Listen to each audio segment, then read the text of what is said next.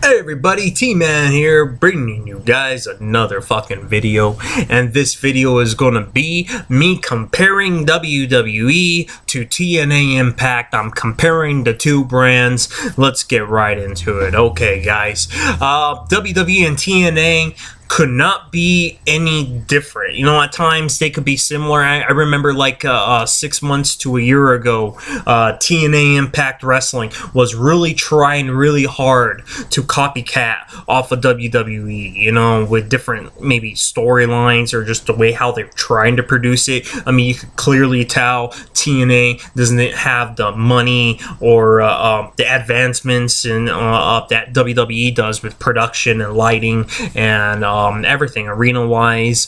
I mean, they don't have that, but here is where it's different, and especially lately the last month or two, a couple months in TNA and going into now, is the real difference is the in-ring work of TNA is much more superior than the WWE. And it's not that WWE doesn't have very great talent. They do. WWE has great in-ring talent, and I've said it in a lot of my videos. You know, you do have guys that could work their asses off, you know, like a Tyson Kidd and a Seth Rollins, Cesaro, Dolph Ziggler, Daniel Bryan.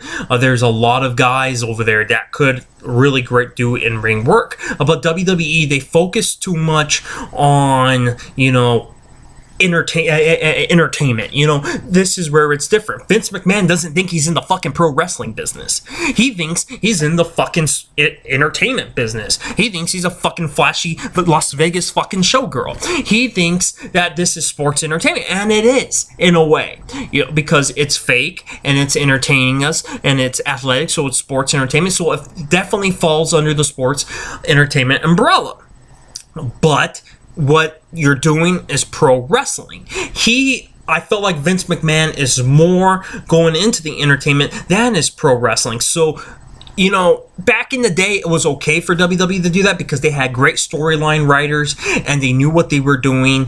And so, you know, he could have called it sports entertainment like he always did, and he could get away with it. Now the writing is very, very bad, and when you get bad writing and not enough great in-ring work, the product sucks. Now, TNA Impact doesn't have great storyline writers. Once in a while you have a good angle, and I think now finally the last couple months they know that.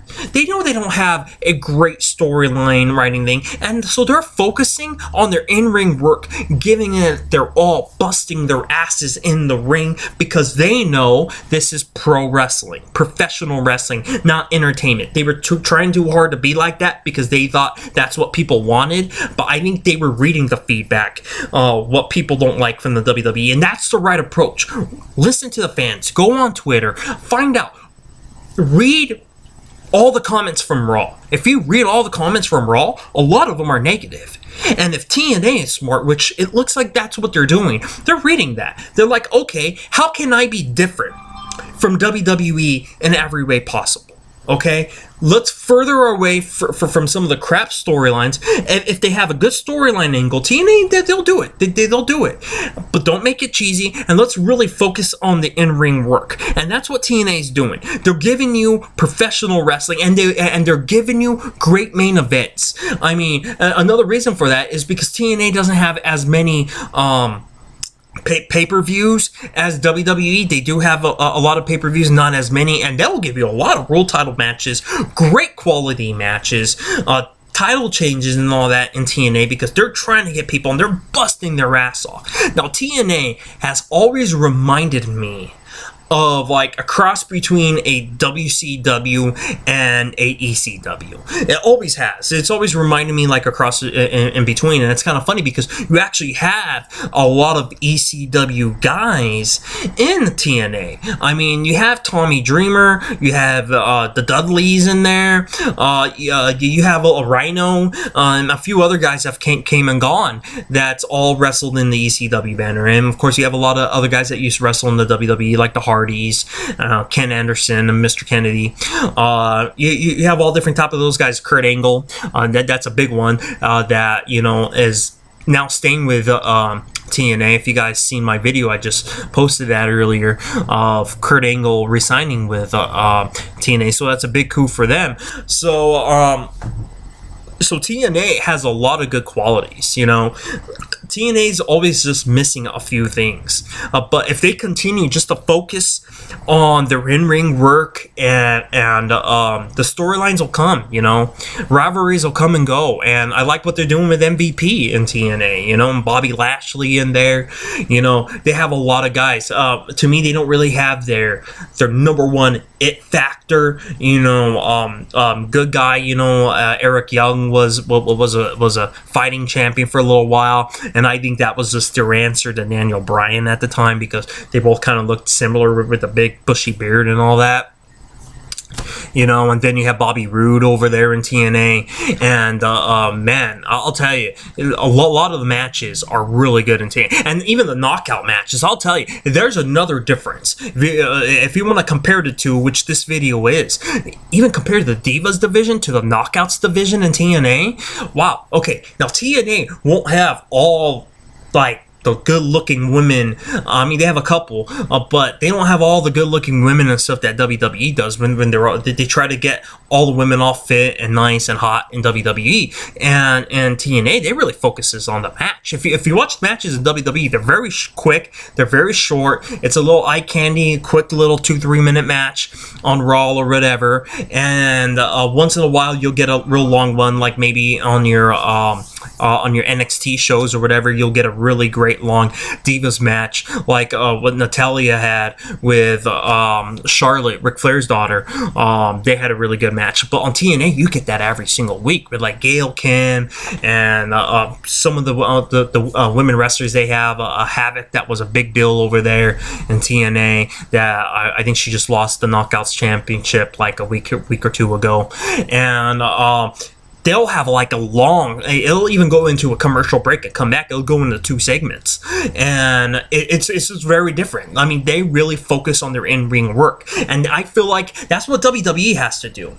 And hopefully sooner or later they'll get into that. I'm hoping after WrestleMania 31 we see a whole new era in WWE, and I'm hoping that's what they're doing, because Vince McMahon needs to change that thought process, which he'll never change. You know, he keeps thinking this is an entertainment business, sports entertainment. It's not pro wrestling. Pro wrestling is what my dad did. I mean, think about it. People turn into a wrestling show, yeah, to see their favorite characters, to see them come out and to see them express themselves or whatever. But they're coming to see wrestling, okay?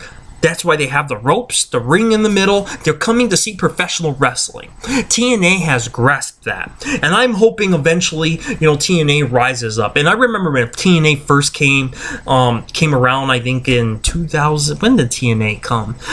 2002? 2003? Somewhere around there. 2002, 2003, I think, is when TNA came. And it was so funny because at the time, you know, when I was a teenager, I felt like this was like a Star Wars storyline, you know, like the big dark side, you know, wiped out the old Republic, which means all the territories, all WCW. You know, WCW was kind of the last remainder of the territory days of like the Southern wrestling, you know, and the big empire wiped all the territories in WCW out, and now you got the rebellion. Here comes TNA, and, you know, they're the rebellion, and I thought maybe they'll learn from WCW's mistake, but it's been a long road for TNA. They've had some good periods in time, and they've had some really bad periods of time. So I'm glad TNA is still sticking around, staying in the fight. Hopefully WWE, they change their process, and hopefully Vince McMahon gets his big fat head out of his fucking asshole and realizes that he's in a professional wrestling business, and he's not a Las Vegas entertainer, and you know, these guys that he has is performers. They're wrestlers. They're not actors, Vince. Some of them could give you great promos, and like a Bray Wyatt in today's generation. But most of them are not actors. They're athletes or professional wrestlers, and they're using their bodies to tell a story. Okay, that's what wrestling is. and Vince has really lost touch of that, you know. So hopefully, you know, we'll see that into the future. But that is the difference between TNA and WWE, and hopefully both brands continue to thrive. I don't want to see either company go in the business. I hope TNA continues and are really successful in this Destination America network that they're going on to that I never heard of. So hopefully they could build that network up. And then we're also getting a new a promotion from Jeff Jarrett, Global Force Wrestling or something like that. I forgot the name of it. I think that's supposed to be launching sometime in 2015. I'm really intrigued to see what wrestlers they're going to get and how Jeff Jarrett's going to come about this, because Jeff Jarrett and his dad was, you know, the originators of TNA Impact, and now Dixie Carter has it. And I wonder if Jeff Jarrett and his father all learned. I think it's just Jeff Jarrett. I think his dad died, but I think hopefully they've learned from their mistakes from the past of what they did in TNA and completely start fresh. And I think that's going to be the case, and hopefully they'd be successful. I mean, because, I mean, let's just face it, until somebody rises up and shows WWE that, hey, you know, we're giving fans an alternative, then the shit you're watching, I don't think wrestling's ever going to change. If we ever get to the point, and I hopefully in my lifetime we get to the point where a TNA or a Global Force or some wrestling promotion comes, and I don't think they will ever reach WWE's level, but make it somewhat where a fight where WWE says, hey, we got to change the direction, change where we're going, and compete with these guys to make sure we keep our fans on our product. But I don't think that'll ever happen. And I think the only way that'll ever happen is if someone has the balls enough to go head-to-head and create another war, and I don't think that'll ever happen in my lifetime. But until then, hopefully you guys enjoyed this video about me comparing the two brands, and until the next one, have a good day, guys.